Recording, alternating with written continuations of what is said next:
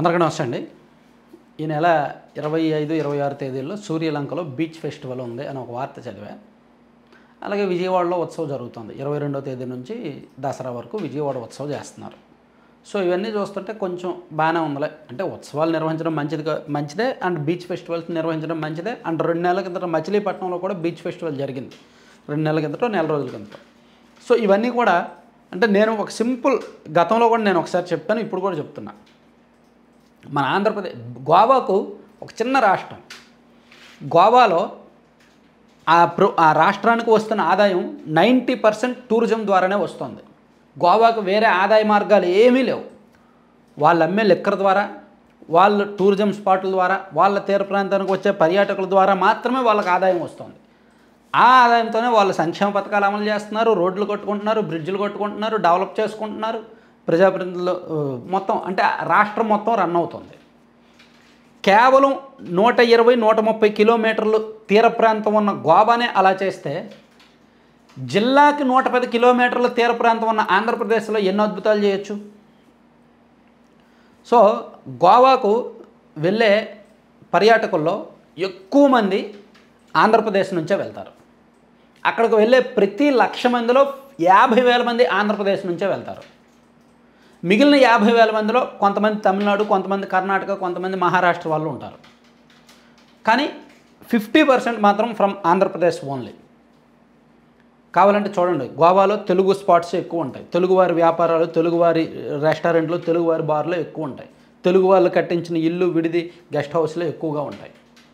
అక్కడ బిజినెస్ని శాసిస్తున్నది కూడా ఎక్కువగా తెలుగు వాళ్ళే.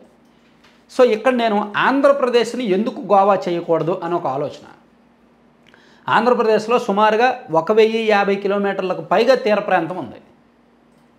ఇప్పుడు అక్కడక్కడ బీచ్ ఫెస్టివల్స్ పెట్టే బదులు ఒక 3 స్పాట్లు డిసైడ్ చేసి, నెల్లూరు, ప్రకాశం కలిపి ఒక స్పాటు, నెల్లూరు, ప్రకాశం, బాపట్ల కలిపి ఒక స్పాటు, శ్రీకాకుళం, విశాఖపట్నం అదంతా కూడా ఒక స్పాటు, అండ్ ఇటు మొగల్తూరు, ఈ మచిలీపట్నం ఇదంతా కలిపి ఒక స్పాటు, ఇలా 3 డిఫరెంట్ స్పాట్లు పెట్టి తీర ప్రాంతాలని, ఈ 3 స్పాట్లు కూడా డే అండ్ నైట్, అంటే ఎలాగైతే గోవాలో ఈ మద్యం లిక్కర్ తక్కువ రేటుకి ఇచ్చి, అంటే తక్కువ రేటుకి లిక్కర్ అమ్మడం వలన సేల్ ఎక్కువ అవుద్ది. సో ఇక్కడ ఒక 100 రూపాయల ప్రోడక్ట్ని 150 రూపాయలకి అమ్ముతున్నప్పుడు రోజుకి 1000 మంది కొంటే, అదే 100 రూపాయల ప్రోడక్ట్ని 120 రూపాయలకు అమ్ముతున్నప్పుడు రోజుకి 3,000 మంది కొంటే, ఒకసారి లెక్కేసుకోండి రెండిట్లో ఏది ఎక్కువ ప్రాఫిటబుల్.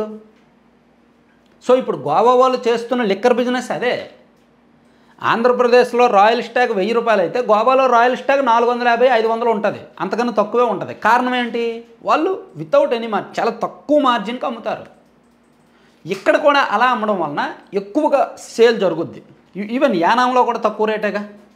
సో ఇక్కడ అంటే లిక్కర్ బిజినెస్ అంటే ఇప్పుడు గోవాలో కూడా కొన్ని క్రైమ్స్ జరుగుతాయి, కొన్ని ఇల్లీగాలిటీస్ జరుగుతాయి. అక్కడికి వెళ్ళి చేయడం మానట్లేదు కదా. అక్కడ కూడా పబ్బులు, బార్లు అవన్నీ ఉంటాయి కదా. సేమ్ ఆ కల్చర్ ఆంధ్రప్రదేశ్లో ఈ 3 స్పాట్లకి తీసుకురావడం వలన, అంటే చేసేవాడు ఎలాగైనా చేసిపోతాడు, తప్పు చేసేవాడు ఎలాగైనా చేస్తాడు, తాగేవాడు ఎలాగైనా తాగుతాడు, పబ్బుకి వెళ్ళేవాడు ఎలాగైనా వెళ్తాడు, గోవా వెళ్ళేవాడు ఎలాగైనా వెళ్తున్నాడు. అక్కడికి వెళ్ళి ఆ 50,000, 1,00,000 తగలెట్టుకునే బదులు మన రాష్ట్రంలో తగలెట్టుకుంటే మన రాష్ట్రానికి ఆదాయం వస్తుంది కదా. మన రాష్ట్రానికే పక్క నుంచి తమిళనాడు నుంచో తెలంగాణ నుంచో పర్యాటకులు వస్తారు కదా. పైగా గోవాలో క్రైమ్స్ ఎక్కువ జరుగుతున్నాయి, మోసాలు ఎక్కువ జరుగుతున్నాయి.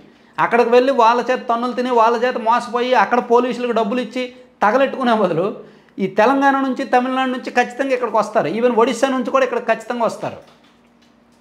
తెలంగాణలో బీచ్ లేదు, సో హైదరాబాద్ నుంచి కూడా ఎక్కువగా గోవాకి వెళ్తారు. అక్కడ నుంచి ఒక నైట్ కార్ వేసుకెళ్తే వెళ్ళిపోవచ్చు, అక్కడికి గట్టిగా 8 అవర్స్ ఉంటుంది. సో అదేదో ఇక్కడికి ఆంధ్రప్రదేశ్ వస్తారు కదా. ఈవెన్ ఇప్పటికీ కూడా తెలంగాణలో ఉన్న ఐటీ ఎంప్లాయీస్ చాలామంది ఆంధ్రప్రదేశ్లోని చీరాల చోటుకి ఎక్కువ మంది వస్తున్నారు, అక్కడ బీచ్ రిసార్ట్స్కి.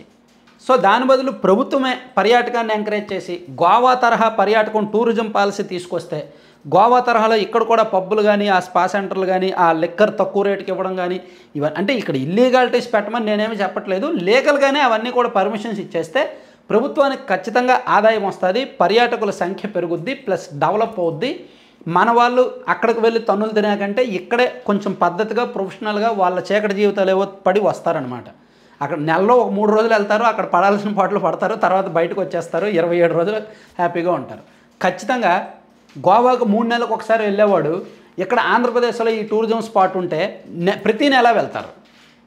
సో ప్రభుత్వం ఈ విధంగా ఆలోచించవచ్చు ఖచ్చితంగా. అంటే నేను చెప్పడానికి ఇలా చెప్పాను, కానీ దీన్ని కాస్త డాక్యుమెంటేషన్ చేస్తే, కాస్త ప్రజెంటేషన్ రూపంలో చేస్తే బాగుంటుంది. ప్రభుత్వానికి ఆదాయం వస్తుంది, ప్లస్ ప్రజలకు కూడా అన్ని రకాలుగా ఉపయోగంగా ఉంటుంది అన్నమాట. సో వీలైతే ఈ పాలసీని ఆలోచించవచ్చు. చాలా రకాల లాభాలు ఉంటాయి. Thank you.